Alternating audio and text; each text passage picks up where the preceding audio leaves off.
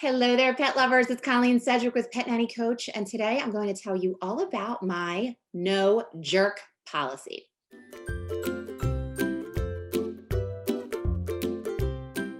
So, rewind to 20 years ago when I was building my business. I accepted any client that would come down the pike.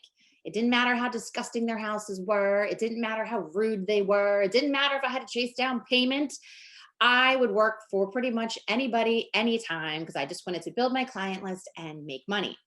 But what happened was over time, I built this client list with a lot of wonderful people, but with a lot of non ideal heart sick clients, is what I call them. And people that I would not wish on anybody. But my no jerk policy came around due to one specific client. Now, this client, they lived in this big, beautiful house. They had these three big, giant, beautiful dogs. And I had actually adopted their Great Dane from them because they had inner fighting amongst their dogs. This was kind of a huge favor for me to do for them. And they were never like necessarily rude, but they were very cold. But they were very generous too. Like they would, leave me nice tips and such. So I kind of had these mixed feelings about them. I didn't feel like the best feelings from them, but nothing ever overtly necessarily happened with them. But then the nanny started taking walks with me with the dogs, and she would tell me these like insane stories about how mean these people were to her.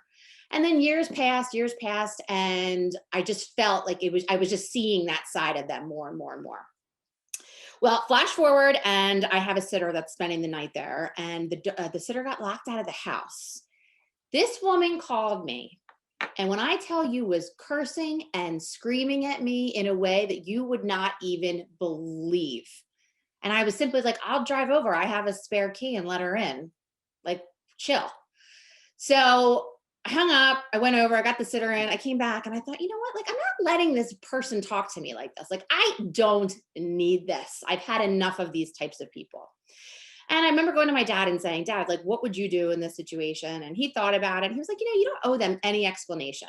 He said, "Write them a letter, put the key in the envelope, drop it off in their mailbox, and just be done with them." Now, looking back, that would not be what I would suggest to any business owner. But again, I was newer in business. I was a young girl. So that's what I did. And then I got this like scathing email from this lady. I mean, when I tell you the stuff that she was saying, she was just, they're just awful, awful people. So I clicked delete, never responded.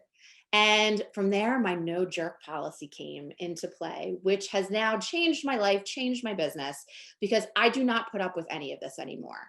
From that moment moving forward, if any clients were rude to me, if any clients were rude to my manager, if any client managers, if anyone was rude to my sitters, they were tagged as a jerk inside of Infusionsoft, my email marketing software, and we were no longer doing business with them. I then built out a system on how to, gracefully as possible unleash these clients, but I in no way, shape, or form had any interest in working with them.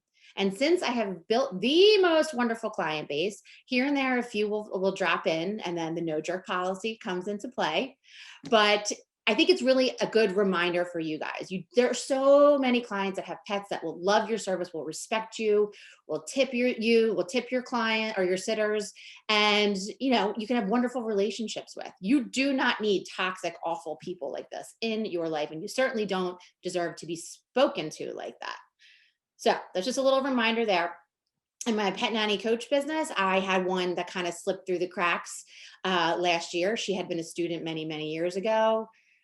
It was a nightmare. She came back to me begging to come back and work with me. Against my better judgment, I let her through, and it was even worse the second time. My team and I had spent so much time with this woman. It was just, so listen, go with your gut. When people show you their true colors, believe them and focus on the awesome people that don't give you any problems. But sometimes we forget about those people. We don't hear from those clients, but the squeaky wheel over here is getting all the grease from you and from your sitters and from your company. The people over here that aren't, hounding you and being rude and demanding refunds and demanding this and demanding that, those aren't the people that deserve your attention and your extra love and support, if you will. All right, so that is my homework for you today, guys. Institute a no jerk policy in your business and go look for some awesome clients. All right. Thank you so much for being here, and I'll check you later. Bye.